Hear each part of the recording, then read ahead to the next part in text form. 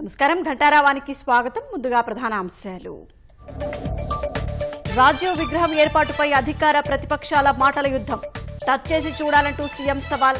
చెత్త తొలగిస్తామంటూ కేటీఆర్ ఎదురుదాడి. రుణమాఫీపై కాంగ్రెస్ రోజుకో తీరు మాట్లాడుతుందన్న బీఆర్ఎస్. ఎల్లుండి మండల నియోజకవర్గ కేంద్రాల్లో ధర్నాకు పిలుపు.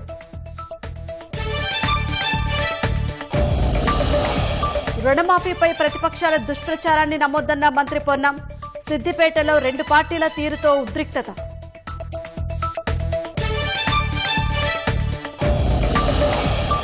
పది రోజుల్లో ధరణి దరఖాస్తులు పరిష్కరించాలని సర్కారు ఆదేశం. నూతన రెవెన్యూ ముసాయిదాపై త్వరలోనే వర్క్షాపులు.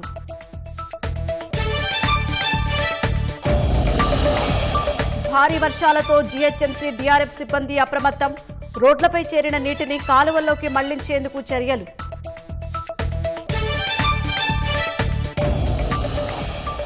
వైద్యుల భద్రత కోసం సుప్రీంకోర్టు జాతీయ టాస్క్ ఫోర్స్. కోల్కతాలో అత్యాచార ఘటనలో ఎఫ్ఐఆర్ ఆలస్యంపై ఆగ్రహం.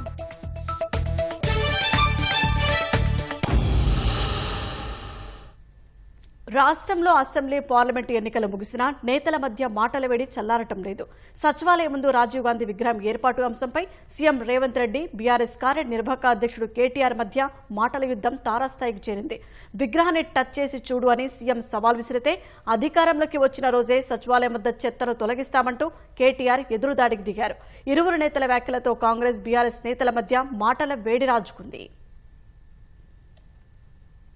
రాజీవ్ గాంధీ జయంతి వేళ ముఖ్యమంత్రి రేవంత్ రెడ్డి, బీఆర్ఎస్ కార్యనిర్వాహక అధ్యక్షుడు కేటీఆర్ మధ్య మాటల యుద్ధం మరింత ముదిరింది. ఎన్నికల వేళ విమర్శలు చేసుకున్న విధంగా ఇరువురు నేతలు నువ్వా నీనా అనే విధంగా దూకుడుగా వ్యవహరిస్తున్నారు. అధికారంలోకి వస్తే రాజీవ్ విగ్రహాన్ని తొలగిస్తామని కేటీఆర్ చేసిన వ్యాఖ్యలపై సీఎం రేవంత్ రెడ్డి తీవ్రంగా స్పందించారు. చేతనైతే ఎవరైనా విగ్రహం మీద చెయ్యి వేసి చూడాలని సవాల్ విసిరారు. సోమాజిగూడ సర్కిల్లో రాజీవ్ గాంధీ విగ్రహం వద్ద నివాళి అర్పించిన సందర్భంగా మాట్లాడిన సీఎం రేవంత్ రెడ్డి కేటీఆర్ వ్యాఖ్యలు గట్టిగా కౌంటర్ ఇచ్చారు. 10 ఏళ్లు తెలంగాణ తల్లి విగ్రహం పెట్టని వీళ్లు ఇప్పుడు తెలంగాణ తల్లి విగ్రహం గురించి మాట్లాడుతున్నారని ధ్వజమెత్తారు. సచివాలయం ముందు కోట్లాది ప్రజలకు స్ఫూర్తిగా అమరవీరుల స్తూపం పక్కన ఈ దేశం కోసం అమరుడైన శ్రీ రాజీవ్ గాంధీ గారి విగ్రహం పెట్టడం సముచితం. అంతేగాని ఉద్యమం ముసుగులో తెలంగాణ రాష్ట్రాన్ని దోసుకొని వేలాది కోట్ల రూపాయలు సంపాదించుకొని వందలాది ఎకరాల ఫామ్ హౌజులు కట్టుకొని ఫామ్ హౌజ్ లో పొర్లాడే కేసీఆర్ విగ్రహం ఉండాలన్నా అక్కడ సచివాలయం ఉండాలా, లేకపోతే దేశం కోసం ప్రాణత్యాగం చేసిన రాజీవ్ గాంధీ విగ్రహం ఉండాలన్నా తెలంగాణ సమాజం ఆలోచన చేయాలి. నిన్నటికి నిన్న రాజీవ్ గాంధీ విగ్రహం తొలగిస్తే మేము అధికారులకు వస్తే అని అంటుండు. నేను ఒక్క మాట చెప్పదలుచుకున్నా, నీకు అధికారం అనేది కళలో మాట, కళలో కూడా నీకు అధికారం రాదు. అసెంబ్లీ ఎన్నికల్లో 39 సీట్లు ఇస్తే పార్లమెంట్ లో వస్తే 7 సీట్లలో డిపాజిట్ పోయింది, 15 సీట్లలో 3rd ప్లేస్ లో వచ్చిన నీ పార్టీ మళ్ళీ అధికారంలోకి వస్తుందా? నీవు మళ్ళీ రాజీవ్ గాంధీ విగ్రహాన్ని తీస్తా అని మాట్లాడతావా? చింతమడక పోతావు బిడ్డ, నువ్వు అనుకుంటున్నావు ఈ చింతపండు అవుతుంది అక్కడికి వస్తే. సచివాలయం ముందు రాజీవ్ గాంధీ విగ్రహం వ్యవహారంలో ముఖ్యమంత్రి రేవంత్ రెడ్డి చేసిన వ్యాఖ్యలపై బీఆర్ఎస్ కార్యనిర్వాహక అధ్యక్షుడు కేటీఆర్ ఘాటుగా స్పందించారు. చీఫ్ మినిస్టర్ రేవంత్ నా మాటలు గుర్తుంచుకోండి అంటూ ఎక్స్ వేదికగా స్పందించారు. భారస అధికారంలోకి వచ్చిన రోజే అంబేద్కర్ సచివాలయం పరిసరాల్లో నుంచి చెత్తను తొలగిస్తామని కేటీఆర్ పేర్కొన్నారు. రేవంత్ రెడ్డి లాంటి ఢిల్లీ గులాంలు తెలంగాణ ఆత్మ గౌరవం, తెలంగాణ గొప్పతనాన్ని అర్థం చేసుకుంటారని ఆశించలేమని వ్యాఖ్యానించారు. పాఠశాల విద్యార్థుల ముందు చెత్త మాటలు మాట్లాడిన రేవంత్ రెడ్డి నైజం, వ్యక్తిత్వం ఆయన పెంపకాన్ని సూచిస్తోందని మండిపడ్డారు. మానసిక రుగ్మత నుంచి రేవంత్ రెడ్డి త్వరగా కోలుకోవాలని కోరుకుంటున్నట్లు కేటీఆర్ వ్యాఖ్యానించారు.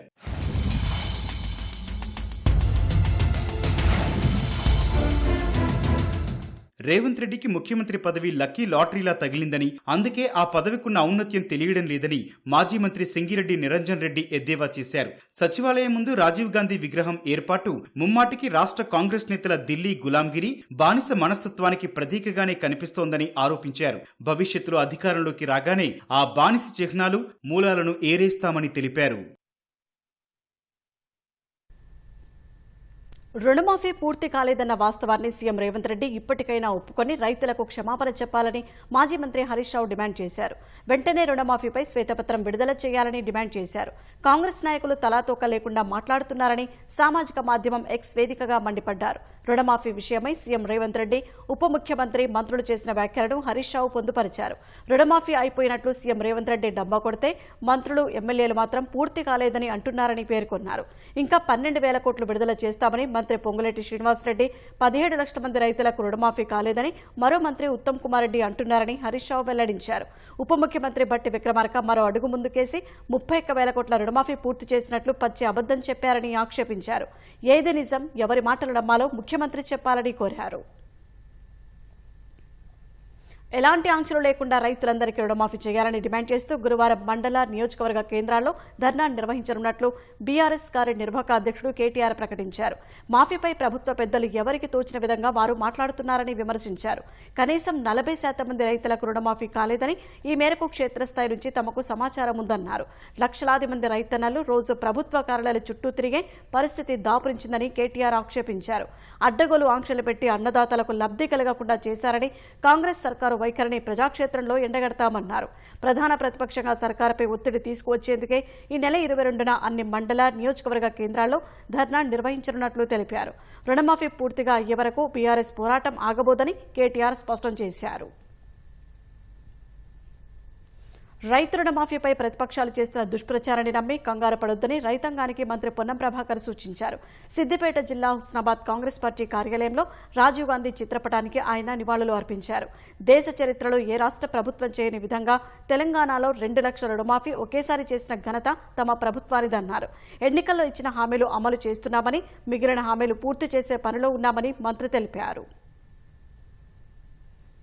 లోన్ మాఫీ చేస్తామన్న హామీని అమలు చేయని టీఆర్ఎస్ పార్టీ ఒకవైపు అయితే, అసలు రైతులకు సంబంధించి కేంద్రంలో అధికారంలోకి వచ్చిన తర్వాత మేము గతంలో 2005-6లో దేశం మొత్తం ₹1,00,000 లోన్ మాఫీ ఒకటేసారి చేసినాం. దాని తర్వాత దేశంలో చరిత్రలో 29 రాష్ట్రాల్లో ఏ రాష్ట్రం చేయని విధంగా ధైర్యంగా ఎన్నికల్లో మాట ఇచ్చిన విధంగా ఇలా లోన్ మాఫీ చేసినాం. ప్రశంసించాల్సిన వాళ్ళు విమర్శిస్తా ఉన్నారు. ఇద్దరు కలిసి విమర్శిస్తా ఉన్నారు. బీఆర్ఎస్ టీఆర్ఎస్ వాళ్ళు ఇద్దరి గొంతు, ట్యూనింగ్, సాంగ్, డాన్స్ అంతా కూడా ఇద్దరు ఒకటే ఉంది. దీన్ని బట్టి రైతులు అర్థం చేసుకోండి.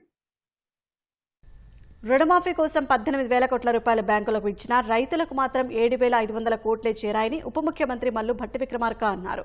హైదరాబాద్ ప్రజాభవన్లో వ్యవసాయ శాఖ మంత్రి తుమ్మల నాగేశ్వరరావుతో కలిసి రాష్ట్ర స్థాయి బ్యాంకుల సమితితో సమావేశమయ్యారు. కష్టకాలంలో ప్రభుత్వం రుణమాఫీ కింద 18,000 కోట్ల రూపాయలు ఇప్పటికే విడుదల చేసిందన్నారు. రైతుల రుణ ఖాతాల తప్పులు సరిదిద్ది వారికి లబ్ధి చేకూర్చాలని, ఈ మేరకు బ్రాంచ్ మేనేజర్లకు ఆదేశాలు ఇవ్వాలని భట్టి విక్రమార్క కోరారు. బ్యాంకర్లు బాధ్యతాయుతంగా వ్యవహరించి రుణమాఫీ సంపూర్ణంగా పూర్తి చేయడానికి సహకరించాలని సూచించారు. అంకెలు చదువుకోవడానికి 3 నెలలకోసారి బ్యాంకుల సదస్సు పెట్టడం వల్ల ఎలాంటి ఉపయోగం లేదని తుమ్మల నాగేశ్వరరావు వ్యాఖ్యానించారు. నిమ్న, లక్షిత వర్గాలకు ఆర్థిక ఫలాలు చేకూర్చాలని బ్యాంకర్లకు స్పష్టం చేశారు. నిన్న రాత్రి నుంచి ఇవాళ ఉదయం వరకు కురిసిన వర్షానికి భాగ్యనగరం అతలాకుతలమైంది. చాలా చోట్ల 10 సెంటీమీటర్లకు పైనే కురిసిన వర్షానికి ఇళ్లలోకి నీరు చేరి ప్రజలు ఇబ్బందులు పడ్డారు. జంట నగరాల్లో ట్రాఫిక్ తీవ్ర అంతరాయం ఏర్పడింది. భారీ వరదకు సనత్ నగర్లో కార్లు కొట్టుకుపోగా పార్సిగుట్ట నుంచి రామ్నగర్ రోడ్డుపైకి ఓ మృతదేహం కొట్టుకొచ్చింది. పంజాగుట్ట కాలనీలోని సుఖ్ నివాస్ అపార్ట్మెంట్ రైలింగ్పై పిడుగుపడి ఓ కారు ధ్వంసమైంది. విద్యుత్ తీగలు తెగిపడ్డాయి. తెల్లవారుజామున ద్విచక్ర వాహనంపై వెళ్తున్న వ్యక్తి వరదకు కొట్టుకుపోయాడు. సికింద్రాబాద్, జవహర్ నగర్, పాపయ్య నగర్, సంతోష్ నగర్, కుత్బుల్లాపూర్లోని వెంకటేశ్వర నగర్, ఇంద్రానగర్, వాణినగర్లను వరద ముంచెత్తింది. బేగంపేట ప్రశాంతి నగర్ వద్ద నాల పొంగి రోడ్లపైకి వరద చేరి ప్రయాణికులు ఇబ్బంది పడ్డారు. న్యూ బోయిన్పల్లి, హర్షవర్ధన్ కాలనీ, చింతల్, శ్రీనివాస్ నగర్లలో వరద రోడ్లను ముంచెత్తింది. జూబ్లీహిల్స్, ఫిలిం నగర్లో ఇళ్లలోకి వరద చేరి స్థానికులు అవస్థలు పడ్డారు. యాబిట్స్ నుంచి నాంపల్లి స్టేషన్ వెళ్లే రోడ్డుపై వరద నీరు చేరగా మోటార్లతో తొలగించారు. మలక్పేట, చాదర్ఘాట్ రైల్వే బ్రిడ్జిల కింద వరద చేరగా నల్గొండ చౌరస్తా నుంచి మలక్పేట రైల్వే స్టేషన్ వరకు జలమయమైంది.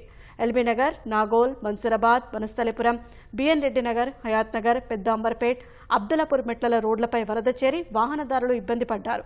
రాత్రి కురిసిన వర్షానికి ఎల్బీ స్టేడియం ప్రహరీ గోడ కూలింది. హుస్సేన్ సాగర్ నుంచి నీటిని విడుదల చేశారు.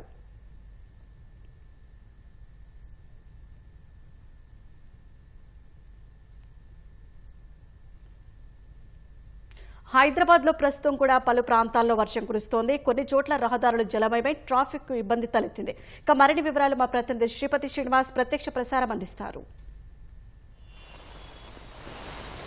హైదరాబాద్లో మళ్ళీ భారీ వర్షం మొదలైంది. ప్రస్తుతం మనము ఖైరతాబాద్ దగ్గర ఉన్నాము. ఖైరతాబాద్తో పాటు హిమాయత్ నగర్, లకడికాపూల్, దాంతోపాటు నారాయణగూడ, ఈ పరిసర ప్రాంతాల్లో పంజాగుట్ట, ఈ పరిసర ప్రాంతాల్లో కూడా భారీ వర్షం కురుస్తుంది. అయితే ఉదయం తెల్లవారుజామున 4 గంటలకు మొదలైనటువంటి వర్షం సుమారు 10:30-11 గంటల వరకు కూడా భారీగా దంచికొట్టింది. ఆ తర్వాత గెరువిచ్చింది. అయితే సాయంత్రం 5 గంటలకు మళ్ళీ తిరిగి ఒకసారి వర్షం అయితే మొదలైంది. తర్వాత కొద్దిసేపు మాత్రమే పడి ఆ తర్వాత మళ్ళీ ఇప్పుడు కొద్ది క్షణాల క్రితమే భారీ వర్షం మొదలైంది. అయితే ఈ సమయంలో వాహనదారులందరూ అంటే ముఖ్యంగా ప్రైవేటు పబ్లిక్ సెక్టర్లో పనిచేసేటువంటి ఉద్యోగులంతా కూడా తమ తమ ఇళ్లకు పోయేందుకు ఇదే సరైన సమయం. వాళ్ళంతా కూడా ఇళ్లకు వెళ్తున్న సమయంలో భారీ వర్షం పడడం వలన ట్రాఫిక్ జామ్ అయితే కాస్త ఎక్కువగానే కనబడుతుంది. ప్రస్తుతం మనము ఖైరతాబాద్లో ఉన్నాం. ఖైరతాబాద్ అంటే ఇక్కడ నుంచి లకడికాపూల్ కావచ్చు, మెహదీపట్నం కావచ్చు, హిమాయత్ నగర్, నారాయణగూడ నుంచి వచ్చేటువంటి ఈ వాహనాలు, దాంతోపాటు తెలుగుతల్లి ఫ్లైఓవర్ మీదుగా వచ్చేటువంటి వాహనాలు అన్నీ కూడా ఇక్కడి నుంచి వెళ్తుంటాయి. పంజాగట్ట మీదుగా బంజారా హిల్స్, జూబ్లీస్ ప్రాంతాల వైపు ఈ వాహనాలన్నీ వెళ్తుంటాయి. ఒకేసారి భారీ వర్షం పడడంతో మనం చూడవచ్చు ఇక్కడ వరద కారణంగా ఈ రోడ్లపైకి నీళ్ళంతా కూడా భారీగా చేరిపోయాయి. ఇక్కడ ఒక చిన్నపాటి చెరువును తలపిస్తున్నటువంటి దృశ్యాలని కూడా చూస్తున్నాము. ట్రాఫిక్ పోలీసులు అయితే ముఖ్యంగా రంగప్రవేశం చేసి ట్రాఫిక్ను పునరుద్ధరించే ప్రయత్నం అయితే చేస్తున్నారు. వాహనాల్ని త్వరగా పంపించే ప్రయత్నాలు అయితే చేస్తున్నారు. ముఖ్యంగా కార్లలో వెళ్ళే వాళ్ళు కావచ్చు, ద్విచక్ర వాహనాల్లో వెళ్ళే కావచ్చు, వాళ్ళంతా అయితే కాస్త ఇబ్బందులు పడుతున్నారు. సాయంకాలం వేళ ఈ సమయంలో అయితే అందరూ ఇళ్లకు చేరుకునే సమయం, డ్యూటీలు ముగించుకుని ఉద్యోగం తమ విధి నిర్వహణను ముగించుకొని ఇళ్లకు వెళ్ళే సమయంలో వర్షం పడడం వల్ల కాస్త ఇబ్బందులు అయితే ఎదురవుతున్నాయి. ట్రాఫిక్ సమస్యలు అయితే ఎదురవుతున్నాయి. ముఖ్యంగా జిహెచ్ఎంసీ కూడా అధికారులు రంగప్రవేశం చేసి ఇక్కడ ఉన్నటువంటి మ్యాన్ హోల్లను వెంటనే తెరిపించి నాలాల్లోకి నీటిని పంపించే ప్రయత్నం కూడా చేస్తున్నారు. ఇప్పటికే జిహెచ్ఎంసీ మేయర్ విజయలక్ష్మి కూడా అధికారులతో సమీక్ష సమావేశం నిర్వహించారు. ఎక్కడ కూడా ఎటువంటి ఇబ్బందులు కలగకుండా, నగర ప్రజలకి ఎటువంటి ఇబ్బందులు కలగకుండా చూడాలని కూడా ఆదేశించారు. డిప్యూటీ మేయర్ కూడా ఈ జిహెచ్ఎంసీలో ఉన్నటువంటి అత్యవసర టీంను కూడా అప్రమత్తం చేశారు. ప్రస్తుతం మనము ఇక్కడ జిహెచ్ఎంసీ అధికారులు మ్యాన్ హోల్ని తెరిచి అక్కడ ఉన్నటువంటి నీటిని పంపించే ప్రయత్నం చేస్తున్నారు. మనం చూడవచ్చు. మరొక పక్క ట్రాఫిక్ కూడా భారీగా ఉంది. అయినప్పటికీ కూడా ముందు ఈ నీటిని పంపించే ప్రయత్నిస్తాం. మొత్తానికైతే ఈ సమయంలో వర్షం పడడం వల్ల చాలా ఇబ్బందులు పడుతున్నటువంటి నగరవాసులంతా కూడా ఇళ్లకు వెళ్తున్న సమయంలో వర్షం పడడం వల్ల కాస్త ఇబ్బందికరంగానే ఉందని కూడా చెప్తున్నారు. మొత్తానికి ఈ సమయంలో భారీ వర్షం అయితే పడుతుంది. చాలా ప్రాంతాల నగర వ్యాప్తంగా కూడా పడుతుందని చెప్తున్నారు. జిహెచ్ఎంసీ అయితే అప్రమత్తం చేసింది. ఇవి కూడా తాజా పరిస్థితులు. ఓటీవీ. ధన్యవాదాలు శ్రీపతి శ్రీనివాస్. ఇక రాష్ట్రంలో 3 రోజుల పాటు తేలికపాటి నుంచి మోస్తరు వర్షాలు కురుస్తాయని హైదరాబాద్ వాతావరణ కేంద్రం ప్రకటించింది. ఉమ్మడి ఆదిలాబాద్, మెదక్, మహబూబ్ నగర్తో పాటు వికారాబాద్, కామారెడ్డి జిల్లాలో భారీ వర్షాలు కురిసే అవకాశం ఉందని తెలిపింది. ఈ జిల్లాలకు ఎల్లో హెచ్చరికలను జారీ చేసింది. ఈ నెల 24న ఉమ్మడి ఆదిలాబాద్, కరీంనగర్, వరంగల్ జిల్లాల్లో భారీ వర్షాలు కురిసే అవకాశం ఉందని తెలిపింది. రాష్ట్రం మీదుగా కొనసాగిన ఆవర్తనం ద్రోణి బలహీనపడ్డాయని వాతావరణ శాఖ వెల్లడించింది. సచివాలయం ఆవరణలో తెలంగాణ తల్లి విగ్రహం ఏర్పాటు చేసేందుకు పూర్తిస్థాయి ప్రణాళికలు సిద్ధం చేయాలని అధికారులను ముఖ్యమంత్రి రేవంత్ రెడ్డి ఆదేశించారు. రాష్ట్ర సంస్కృతిని ప్రతిబింబించేలా తెలంగాణ తల్లి విగ్రహం ఉండాలని సీఎం సూచించారు. తెలంగాణ తల్లి విగ్రహం ఏర్పాటు కోసం సచివాలయం ఆవరణను సీఎం రేవంత్ రెడ్డి పరిశీలించారు. విగ్రహం ఏర్పాటు కోసం స్థలం, నమూనాపై అధికారులతో చర్చించారు. డిసెంబర్ 9న సచివాలయం ఆవరణలో తెలంగాణ తల్లి విగ్రహాన్ని ఏర్పాటు చేయనున్నట్లు సీఎం రేవంత్ రెడ్డి ఇప్పటికే వెల్లడించారు. హైదరాబాద్ నగరం ప్రపంచ స్థాయిలో పోటీ పడుతుందనడంలో సందేహం లేదని మంత్రులు వెల్లడించారు. రాష్ట్రాన్ని మరో స్థాయికి తీసుకువెళ్లడమే ప్రభుత్వ లక్ష్యమని మంత్రి ఉత్తమ్ కుమార్ రెడ్డి అన్నారు. ప్రభుత్వం స్థిరాస్తిరంగ వ్యాపారులకు అండగా ఉంటుందని మంత్రి తెలిపారు. హెచ్ఐసిసిలో ఏర్పాటు చేసిన క్రెడాయ్ సదస్సును మంత్రులు ఉత్తమ్ కుమార్ రెడ్డి, కోమటిరెడ్డి వెంకటరెడ్డిలు జ్యోతి వెలిగించి ప్రారంభించారు. క్రెడాయ్ సమస్యలను ప్రభుత్వం దృష్టికి తీసుకురావడం సంతోషకరమని మంత్రి ఉత్తమ్ అన్నారు. యువతకు ఉద్యోగ ఉపాధి అవకాశాలు కల్పించేందుకు స్కిల్ యూనివర్సిటీ ఏర్పాటు చేశామన్నారు. హైదరాబాద్ ఫ్యూచర్ సిటీ కోసం కోసం కందుకూరు వైపు అభివృద్ధిపై దృష్టి పెట్టినట్లు కోమటిరెడ్డి వివరించారు. భారత ప్రభుత్వం రాష్ట్రాన్ని అప్పులపాలు చేసిందని, ఒక్కో సమస్యను తీరుస్తూ వస్తున్నామని పేర్కొన్నారు. ఇప్పటికి 7 లక్షల కోట్ల అప్పు ఉన్నది. మేము వెల్ఫేర్ స్కీమ్స్ కు దగ్గర 50,000 కోట్లు పెడితే 8 months లో 47,000 crores గత 10 years చేసిన principal and original banks loans కట్టడం జరిగింది. 47,000 crores. అందులో కాళేశ్వరం లాంటి ప్రాజెక్ట్ కట్టడం జరిగిపోయింది, కూలిపోవడం జరిగింది. మేము కట్టిన సాగర్ ప్రాజెక్టు 70 years కింద ఒక లైన్ మార్క్ రాలే. అందుకని అది అలా కాకుండా ఒక సిస్టమేటిక్ గా పనిచేస్తున్నాం. మీరు ఎప్పుడు ఎవరైనా సరే, ఏ బిల్డర్ అయినా సరే, ఏ మినిస్టర్, అలాంటి వారి సీనియర్ మినిస్టర్ దగ్గరికి రండి. డెఫినెట్ గా మీ సీఎం గారి దగ్గరికి, సీఎం దృష్టికి తీసుకెళ్తాం. తప్పనిసరిగా తెలంగాణ రాష్ట్రాన్ని మరో లెవెల్ కి, నెక్స్ట్ లెవెల్ కి తీసుకుపోతాం. తప్పనిసరిగా మీ అందరికి కూడా, మీ వ్యాపారానికి, మీరు చేస్తున్న బిల్డింగ్ యాక్టివిటీ గానీ, కన్స్ట్రక్షన్ యాక్టివిటీ గానీ, రియల్ ఎస్టేట్ కి our government is with you అనే స్పష్టంగా నేను హామీ ఇవ్వదలుచుకున్నా. నేను వెంకటరెడ్డి గారు ప్రభుత్వంలో కూడా కీలక భాగస్వాములుగా ఒక అష్యూరెన్స్ ఇస్తున్నా. నేను మీకు, మేమేదో గవర్నమెంట్, మీరు బిల్డర్స్ అని కాదు, వీఆర్ పార్ట్నర్స్ ఇన్ ప్రోగ్రెస్. రుణమాఫీపై సవాల్ విసిరిన హరీష్ రావు రాజీనామా చేయాలని కాంగ్రెస్ నేత మైనంపల్లి హనుమంతరావు డిమాండ్ చేశారు. ఇద్దరం కలిసి ఉప ఎన్నికలో తలపడదామన్న మైనంపల్లి ఓడిపోతే రాజకీయాల నుంచి వైదొలుగుతారని వెల్లడించారు. సిద్దిపేటలో బీఆర్ఎస్, కాంగ్రెస్ పోటాపోటీ కార్యక్రమాలు నిర్వహించాయి. ఎమ్మెల్యే హరీష్ రావు క్యాంపు కార్యాలయంలో రుణమాఫీపై గులాబీ పార్టీ నేతలు సమావేశమయ్యారు. మరోవైపు రాజీవ్ గాంధీ జయంతిని పురస్కరించుకుని కాంగ్రెస్ శ్రేణులు భారీ ర్యాలీ నిర్వహించాయి. సిద్దిపేటలో కాంగ్రెస్, బీఆర్ఎస్ పోటాపోటీ కార్యక్రమాలు కాస్త ఆందోళనకు గురిచేశాయి. రుణమాఫీపై ఎమ్మెల్యే హరీష్ రావు క్యాంపు కార్యాలయంలో గులాబీ పార్టీ నేతలు సమావేశం నిర్వహించారు. మరోవైపు మాజీ ప్రధాని రాజీవ్ గాంధీ జయంతిని పురస్కరించుకుని పొన్నాల నుంచి పాత బస్టాండ్ వరకు మైనంపల్లి హనుమంతరావు భారీ ర్యాలీ నిర్వహించారు. ఎమ్మెల్యే క్యాంపు కార్యాలయం ముందు నుంచే ర్యాలీకి కాంగ్రెస్ శ్రేణులు ఎత్తించగా ఉద్రిక్తతలు జరిగే అవకాశం ఉండటంతో పోలీసులు సర్ది చెప్పి మరో మార్గంలో పంపించారు. రుణమాఫీపై సవాల్ చేసిన హరీష్ రావు రాజీనామా చేయాలని మాజీ ఎమ్మెల్యే మైనంపల్లి హనుమంతరావు డిమాండ్ చేశారు. ప్రభుత్వ ఆస్తి అయిన క్యాంపు కార్యాలయంలో సీఎం రేవంత్ రెడ్డి ఫోటో పెట్టకుండా కేసీఆర్ చిత్రం ఎలా పెట్టుకుంటారని ప్రశ్నించారు. మీరు రాజీనామాకు సిద్ధమా అని అడుగుతున్నా. నేను ప్రజలందరికీ విజ్ఞప్తి చేసిన, ఏ గ్రామంలో ఇబ్బంది అయిందో ఆ గ్రామం నుంచి పిలుపొస్తే మేము వెంటనే పోయి టెక్నికల్ ప్రాబ్లం ఏముందో సార్ట్అవుట్ చేసి 200% చేస్తా. ఈ సబ్జెక్టు పక్కన పెట్టేయి. మరి నీ సంగతి అడుగుతా ఉన్నా, నువ్వు రాజీనామా చెయ్యి. నువ్వు రాజీనామా చేస్తే మైనంపల్లి పోటీ చేస్తాడు. నేను ఎన్నికల్లో ఓటమి పాలైతే ప్రమాణపూర్వకంగా ప్రామిస్ చేస్తున్నా, సోషల్ సర్వీస్ చేస్తా, మా నాయకుల కోసం తిరుగుతా, నేను రాజకీయాల మళ్ళీ ఉండా, పోటీ చెయ్యా. మరి నువ్వు సిద్ధంగా ఉన్నావా? ఎందుకంటే నువ్వు ఓడిపోతే కూడా మళ్ళా రాజకీయాలు ఉండొద్దు. హరీష్ రావును రాజీనామా చేయాలని అడిగే నైతిక హక్కు కాంగ్రెస్ నేతలకు లేదని బీఆర్ఎస్ నాయకులు విమర్శించారు. రుణమాఫీ డొల్లతనాన్ని ప్రజలకు వివరించేందుకే సిద్దిపేటలో సమావేశం నిర్వహించామన్న నేతలు రుణమాఫీ సహా 6 గ్యారంటీలు అమలు చేస్తేనే రాజీనామా చేస్తారని హరీష్ రావు చెప్పినట్లు గుర్తు చేశారు.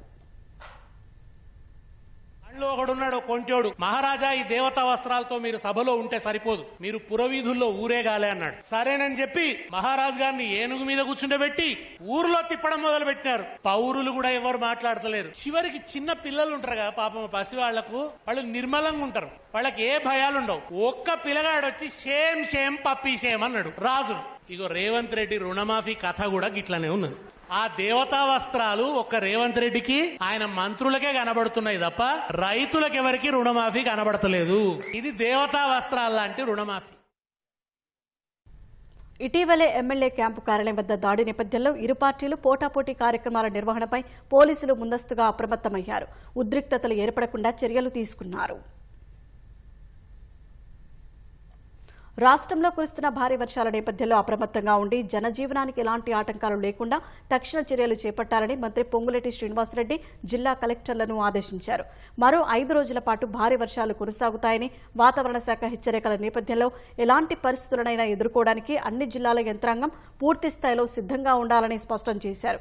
అదేవిధంగా 10 రోజుల ధరణి దరఖాస్తులు పరిష్కరించేలా చర్యలు తీసుకోవాలన్న పొంగులేటి ఈ నెల 23, 24వ తేదీల్లో నూతన రెవెన్యూ ముసాయిదాపై జిల్లాల్లో వర్క్షాపులు నిర్వహించనున్నట్లు వెల్లడించారు. ఖమ్మం కలెక్టరేట్ నుంచి అన్ని జిల్లాల కలెక్టర్లతో వీడియో కాన్ఫరెన్స్ నిర్వహించిన పొంగులేటి భారీ వర్షాలు, ధరణి అంశాలపై పాలనాధికారులకు దిశానిర్దేశం చేశారు. ముఖ్యమంత్రి పీఠంపై రెవెన్యూ శాఖ మంత్రి పొంగులేటి శ్రీనివాసరెడ్డి కన్నుపడినట్లు అనిపిస్తోందని బీజేపీ శాసన సభాపక్ష నేత ఏలేటి మహేశ్వరరెడ్డి ఆరోపించారు. కాంగ్రెస్లో 3 వర్గాలున్నాయన్న ఏలేటి పొంగులేటి రాష్ట్రంలో డీకే శివకుమార్ పాత్ర పోషిస్తున్నారని వెల్లడించారు. ముఖ్యమంత్రి రేవంత్ రెడ్డికి తెలియకుండానే కొడంగల్లో వేల కోట్ల రూపాయల కాంట్రాక్టులు తెచ్చుకున్నారంటే పొంగులేటి పాత్ర ఏంటో అర్థం చేసుకోవచ్చునన్నారు. బాధ్యతాయుతమైన మంత్రి పదవిలో ఉన్న వ్యక్తికి చెందిన కంపెనీకి కాంట్రాక్టు దక్కడం వెనుకున్న ఆంతర్యమేంటని ఏలేటి మహేశ్వరరెడ్డి ప్రశ్నించారు. గ్రేటర్ హైదరాబాద్ మున్సిపల్ కార్పొరేషన్ కమిషనర్గా ఆమ్రపాలిని పూర్తి స్థాయిలో నియమిస్తూ సర్కారు ఉత్తర్వులు ఇచ్చింది.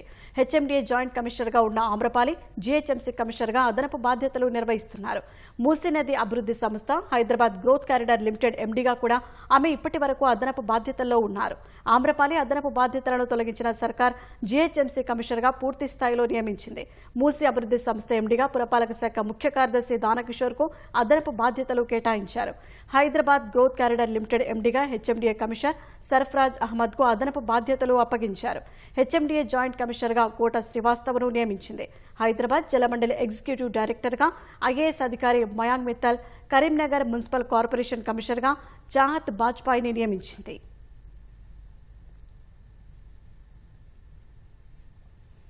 కోల్కతా హత్యాచార ఘటనలో ఎఫ్ఐఆర్ ఆలస్యంగా నమోదు చేయడంపై సుప్రీంకోర్టు ఆగ్రహం వ్యక్తం చేసింది. వైద్య కళాశాల ప్రిన్సిపల్ ఈ ఘటనను ఆత్మహత్యగా చిత్రీకరించేందుకు ప్రయత్నించారని ఆక్షేపించింది. దేశవ్యాప్తంగా వైద్యుల భద్రత కోసం జాతీయ ప్రోటోకాల్ రూపకల్పనకు 10 మంది సభ్యులతో టాస్క్ ఫోర్స్ కమిటీని ఏర్పాటు చేసింది. ఈ కమిటీకి surgeon vice admiral RK Sarin సారథ్యం వహించనుండగా AIG MD doctor Nageshwar Reddy, AIIMS director Srinivas సభ్యులుగాను, కేంద్ర కేబినెట్, హోంశాఖ కార్యదర్శులు ఎక్స్ అఫీషియో సభ్యులుగా ఉంటారని ధర్మాసనం పేర్కొంది. 3 వారాల్లో మధ్యంతర నివేదిక, 2 నెలల పూర్తి నివేదిక సమర్పించాలని సుప్రీంకోర్టు ఆదేశించింది. హత్యాచార ఘటనపై దేశవ్యాప్తంగా వైద్యుల ఆందోళనలతో ఈ కేసును సుమోటోగా విచారణ చేపట్టింది. మహిళలు పనికి వెళ్లలేకపోతే, వారికి భద్రత లేకపోతే వారికి సమానత్వం నిరాకరించినట్లేనని సీజే జస్టిస్ చంద్రచూడ్ పేర్కొన్నారు. మహిళా డాక్టర్లకు భద్రత జాతీయ ప్రయోజనాలతో కూడిన అంశమని తెలిపారు. ఈ నెల 22 లోపు ఈ కేసు దర్యాప్తు పురోగతిపై నివేదిక ఇవ్వాలని సీబీఐని ఆదేశించిన సుప్రీంకోర్టు ఆర్జికార్ ఆసుపత్రిపై జరిగిన దాడిపై నివేదిక ఇవ్వాలని బెంగాల్ ప్రభుత్వానికి సూచించింది. వైద్యులు తిరిగి విధుల్లో చేరేందుకు ఆర్జికార్ వైద్య కళాశాల ఆసుపత్రికి భద్రత కల్పించాలని సిఐఎస్ఎఫ్ను ఆదేశించింది. తదుపరి విచారణ ఎల్లుండికి వాయిదా వేసింది.